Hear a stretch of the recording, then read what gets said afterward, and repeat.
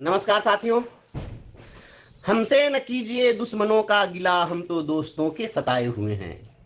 मेरे प्यारे भाइयों बहनों, आज जिस तरह से हमारे दोस्तों ने अपने संगठन के साथ, अपने समुदाय के साथ जिस तरह से गद्दारी करने का काम किया है, जिस तरह से अपने समाज को बिना देखे बिना समझे उनको दरकिनार करके और सरकार के डर के साए में सरकार के मोगैम्बो के सामने घुटना टेक दिया, तो उनके लिए तो मैं यही कह सकता हूँ। लेकिन परीक्षा से जब निकल कर ये साथी आए हैं तो आपको मैं बहुत बहुत बधाई देता हूँ कि आप सभी लोग अपने को आज सक्षम साबित कर दिए। रिजल्ट में जो आएगा उसमें तो सरकार आपकी सक्षमता और अक्षमता जांचेगी, लेकिन हमारा समाज आपको आज ही आप कितने सक्षम हैं इसका सर्टिफिकेट दे दिया है। इसके बावजूद मैं कहता हूं कि आप जो परीक्षा दिए हैं, परीक्षा देकर जब आप लौटे हैं तो अब आपको सरकार की मंशा का पता चल गया होगा कि सरकार की मंशा क्या है।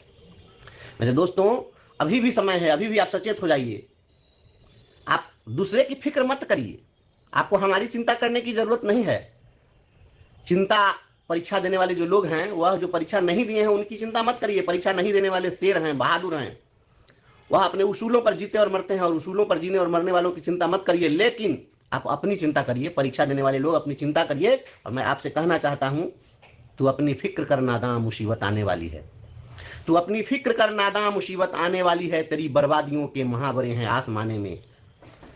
तू अपनी फिक्र कर नादां, मुसीबत आने वाली है, तेरी बर्बादियों के महावरे हैं आसमानों में। जरा देख उसको, जो कुछ हो रहा है, होने वाला है, धरा क्या है भला अहदे कौन की दास्तानों में। न समझोगे तो मिट जाओगे मेरे शिक्षक साथियों, तुम्हारी दास्तां तक भी न होगी दास्तानों में।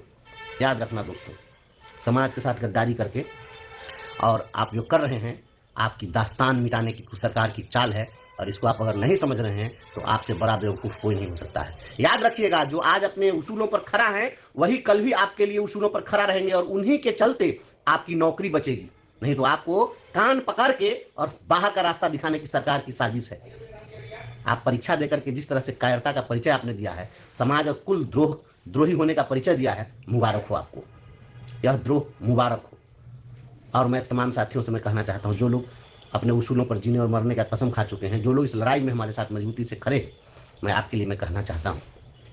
क्योंकि आज बहुत सारे लोगों का फ़ोन आया है कि आज आपका वीडियो नहीं आया कुछ, तो मैं कुछ ऐसी परिस्थिति में हूँ जहाँ थोड़ी सी दिक्कत हो रही है, लेकिन इसके बावजूद मुझे लगा कि नहीं, कुछ संदेश देना चाहिए। तो मैं आपको यह बताना चाहता हूँ, आप लड़ाई जीतेंगे। मैं बोल रहा हूँ, मेरे इस बात को आप लोग नोट कर लीजिए। आप लड़ाई जीतने जा रहे हैं, आप लड़ाई जीतेंगे।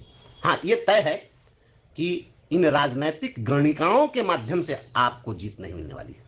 क्योंकि बिहार में आप कहाँ जाएंगे, यहाँ स्थिति है कि जितने भी हैं, ये अदम गोंडवी ने कहा था कि जितने हरामखोर थे कुर्बो जवार में, विधायक बनकर बैठे हैं अगली कतार में। दीवार फांदने का जिनका रिकॉर्ड था, मंत्री बन गए अब की सरकार में। काजू भूनी प्लेट में और विस्की गिलास में उतरा है रामराज्य विधायक निवास में। विधायक निवास में रामराज्य लाने वाले लोग आपकी लड़ाई नहीं लड़ेंगे। आप जब भी लड़े हैं, आप अपनी बदौलत लड़े हैं, और आपको अपनी लड़ाई की बदौलत ही सफलता मिलने वाली है। कैसे मिलेगी सफलता, मैं आपको बतलाता हूं। आपको सफलता मिलेगी, न्यायिक रास्ते से सफलता मिलेगी। ठीक है, हाईकोर्ट ने आपके केस को अभी सरकार से काउंटर मांग दिया है, उसमें सफलता नहीं मिली है, लेकिन हाईकोर्ट ही अंतिम अदालत नहीं है, वही शीर्ष अदालत नहीं है। इसलिए हाईकोर्ट ने यदि जल्दबाजी में कोई निर्णय नहीं दिया तो घबराने की जरूरत नहीं है। हम बैठे हुए नहीं हैं, कल का इंतजार करिए। कल दोपहर में हम आपको कुछ संदेश देंगे, और हम आपको यह बताना चाहते हैं, आप यह लड़ाई जीतने जा रहे हैं। कैसे जीतेंगे, तो हमारे बहुत सारे साथी जो परीक्षा देने के लिए जो आज गए हैं, उसमें से कुछ लोग ऐसे डरे हुए थे जिनको लग रहा था कि हम शायद परीक्षा में शामिल नहीं होंगे तो सरकार हमारी नौकरी समाप्त कर देगी। तो ऐसे सभी साथियों की चिंता का जो विषय था, मैं उसको दूर कर देना चाहता हूं। जो तकनीकी ज्ञान रखने वाले लोग हैं और कानूनी समझ रखने वाले हैं, मैं उन लोगों के लिए मैं बताना चाहता हूँ। हमने भी बड़े बड़े लोगों से, बड़े बड़े कानून के जानकारों से राय ली है, और उसमें जो बातें आई है वो मैं आप तक पहुंचा देता हूं। अभी जो नियमावली बनी है, ये विशिष्ट शिक्षक नियमावली, इस नियमावली की जब शुरुआत होगी आप उसको पढ़ेंगे, उसमें लिखा है, भारतीय संविधान के अनुच्छेद 309 के परंतुक के तहत प्रदत्त शक्तियों का प्रयोग करते हुए बिहार सरकार यह नियमावली बनाती है। जरा गौर से इस बात को सुनिएगा। तो बिहार सरकार भारत के संविधान के धारा 309 के परंतुक के तहत आपकी नियमावली बनाई है। 309 धारा क्या है, मैं पहले भी इसको बताया था कभी। तो धारा 309 भारत का संविधान केंद्र सरकार और राज्य सरकार को अपने कर्मचारियों के लिए सेवा संहिता निर्धारित करने की शक्ति प्रदान करता है। लेकिन इस नियमावली में इन्होंने क्या किया कि इस नियमावली में इन्होंने लिखा कि स्थानीय निकायों को अब इसके बाद बहाली करने का अधिकार नहीं होगा। स्थानीय निकाय अब बहाली नहीं कर पाएंगे। पूर्व में जो हमारी नियमावली थी, पंचायत प्रखंड शिक्षक की नियमावली थी, वह जो नियमावली थी संविधान की धारा 243 के तहत प्रदत्त शक्तियों का प्रयोग करते हुए सरकार के द्वारा बनाई गई नियमावली थी। तो भारतीय संविधान की धारा 243 पंचायती राज को शक्ति प्रदान करती है, और इस धारा के तहत जो शक्ति प्रदान की गई है वह पंचायत ऑटोनोमस बॉडी है, पंचायत की स्वायत्तता है, और पंचायत अपने कर्मचारियों को बहाल करे, योजनाओं का निर्धारण करे, ये तमाम शक्तियां उस धारा के तहत प्राप्त है। लेकिन धारा 309 जिसके तहत हमारी सेवा शर्तें बनी है, उसमें कहीं भी इनको यह अधिकार नहीं है कि यह 243 के तहत प्रदत्त शक्तियों को ये रोक दें। इस बात को गौर से समझिए कि धारा 309 के परंतु के तहत जो शक्तियां प्राप्त है वो अपने कर्मचारी के लिए अपनी नियमावली बना सकते हैं, लेकिन पंचायती राज के जो कर्मचारी हैं उनके लिए कोई आप नियमावली नहीं बना सकते हैं, या उनके ऊपर आप नहीं थोप सकते हैं, या उनकी सेवाओं को आप कम नहीं कर सकते हैं, या उन पर कोई कार्रवाई नहीं कर सकते हैं। या कहीं भी संविधान में धारा 309 के तहत दूसरे किसी भी 243 धारा के तहत पंचायती राज को प्राप्त शक्तियों में हस्तक्षेप करने का धारा 309 में कोई अधिकार नहीं दिया गया है। इसलिए धारा 309 का प्रयोग करते हुए जब इन्होंने नियमावली बनाई वहां तक तो जायज थी, लेकिन यह नियमावली बनाकर उन्होंने कह दिया कि पंचायती राज संस्थाओं के द्वारा अब नियुक्ति नहीं होगी और पंचायती राज के तहत कर्मियों को हम हटा देंगे, या इस तरह की बात, यह धारा 309 में ऐसा अधिकार इनको नहीं है।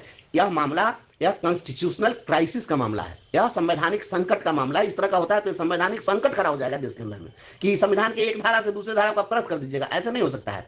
जो शक्तियां 309 में प्राप्त है वह आपको कल इसका खुलासा करेंगे।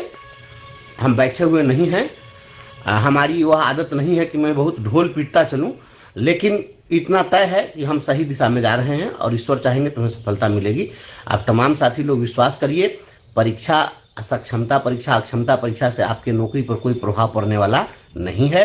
इसलिए परीक्षा में जो लोग शामिल नहीं हुए हैं वे सभी लोग बहादुर जांबाज साथी, आपने विश्वास किया हम लोगों पर, हम आपको सैल्यूट करते हैं। लेकिन जो लोग भी परीक्षा में शामिल हो रहे हैं डर के, भय से, तो आप डरते रहिए, भयभीत होते रहिए, जीवन आपको इसी में कट जाना है।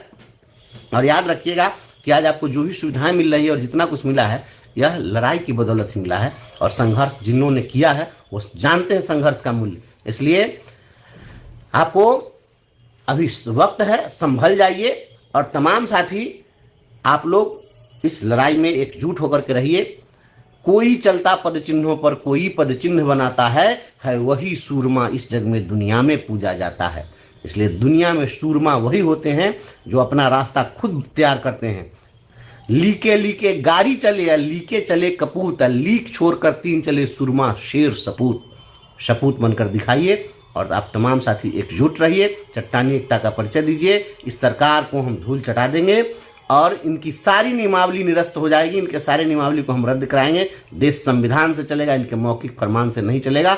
इन्हीं बातों के साथ मैं अपनी वाणी को विराम देता हूं, और कल जो कुछ भी अपडेट होगा मैं दोपहर में आप तक पहुंचाने का प्रयास करूंगा। बहुत बहुत धन्यवाद।